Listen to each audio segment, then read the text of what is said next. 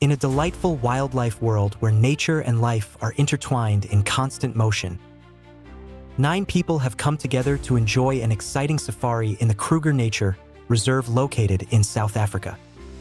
This famous national park would become their arena for meeting the animal kingdom. Under the roof of the purple sunset, they enthusiastically explored the beauty of the savanna, its vast expanses, strewn with golden grasses and quiet lakes. Among this group was Mia, an amateur photographer who dreamed of capturing every moment on her SLR camera. There was also a guy named Edward, who was passionate about biology and would not miss an opportunity to share his knowledge about fauna and flora in this field. The company also included his sister Lena, a pair of euphoric Frenchmen, Claire and Jean, and several others who were rooting for adventure. Dupree's guide was a local, born and raised in these wildlands. His eyes, looking at the world with deep understanding, reflected the experience of many years. He knew the habits of animals and understood their language on an intuitive level. From the very first minutes, it became clear that the band had fallen into the hands of a true expert in their field. At night, after a busy day of traveling, the group set up a bonfire, under which they gathered, sharing their impressions and laughter. People exchanged stories about their adventurous lives, about how each of them dreamed of seeing wild animals in their natural habitat. They were so engrossed that they completely ignored the impending danger. However, nature leaves no chance for error. A deep roar reverberating through the night sky suddenly interrupted the fun. It was a sound that could make even the bravest hearts freeze in fear. Dupree, who immediately lost his smile, raised his hand, calling for silence. He listened intently and then said softly, "It's a lion. We need to be careful." But none of the tourists took his warning seriously. While some jokingly discussed how great it would be to see the lion up close, others even laughed at the fact that Dupree was exaggerating. Soon, night enveloped them, and the group began to disperse to their tents. Everyone except Dupree believed they were safe because of the camp's fences. But deep inside, the guide felt that there was something terrible in the air. A few hours later, when your soul had already calmed down, suddenly there was a crackling of bushes. The restless silence became even more ringing, as if a threat was gathering around. Dupree woke up from his troubled dreams again, only to realize that the sound had been keeping him awake.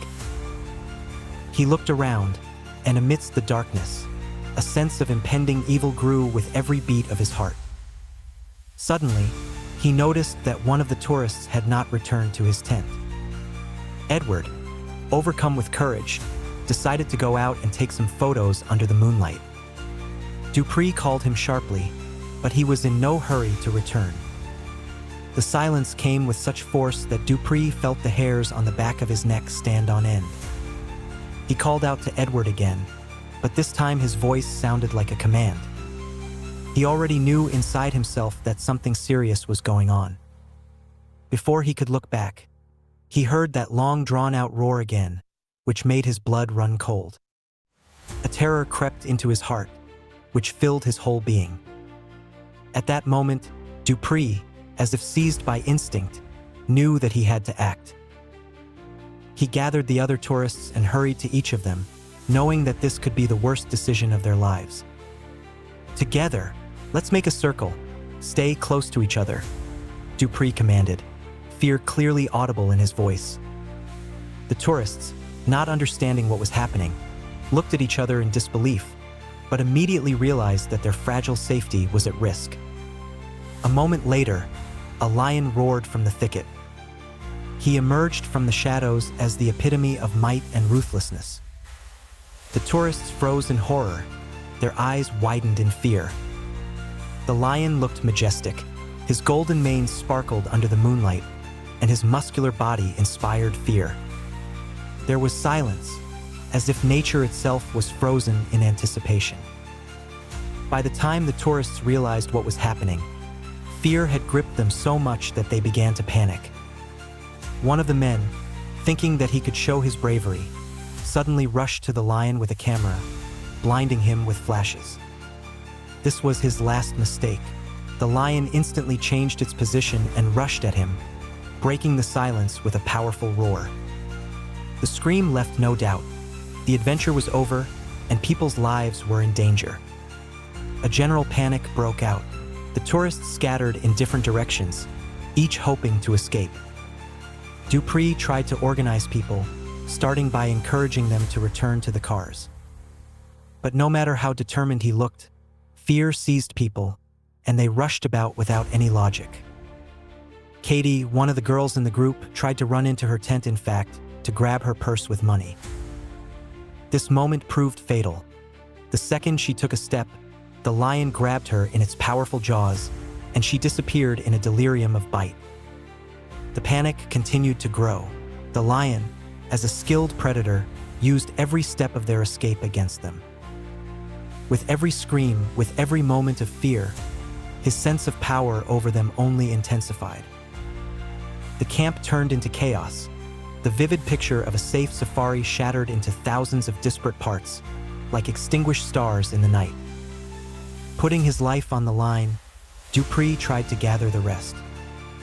Run into the forest. The trees serve as a shelter, but even his words could not protect people from the onslaught of fear. It was a feeling when everyone understood. They'll never leave here in one piece. Some made their way to the cars, but each time they were injured.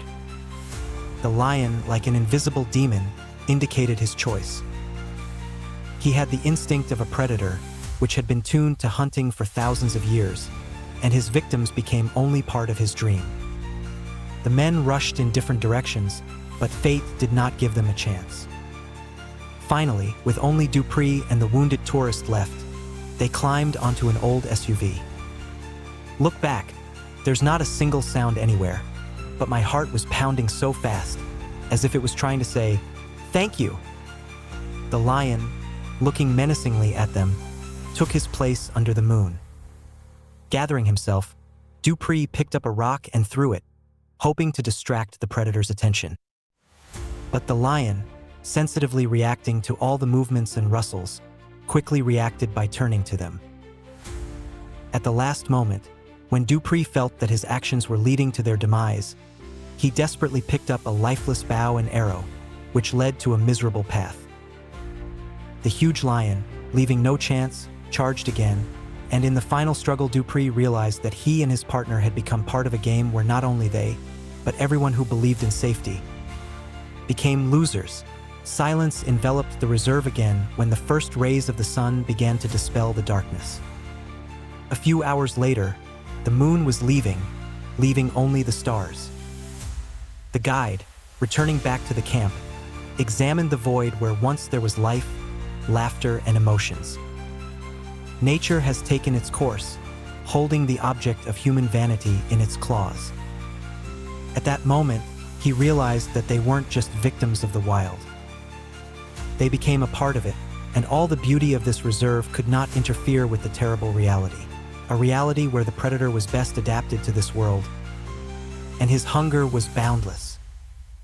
That night was a lesson for Dupree that humanity, naively believing that it could control nature, only thought about itself. That night, the world of wild muscle became their enemy. The eternal cycle of life and death continued on its way, just like any other part of this cruel but beautiful world.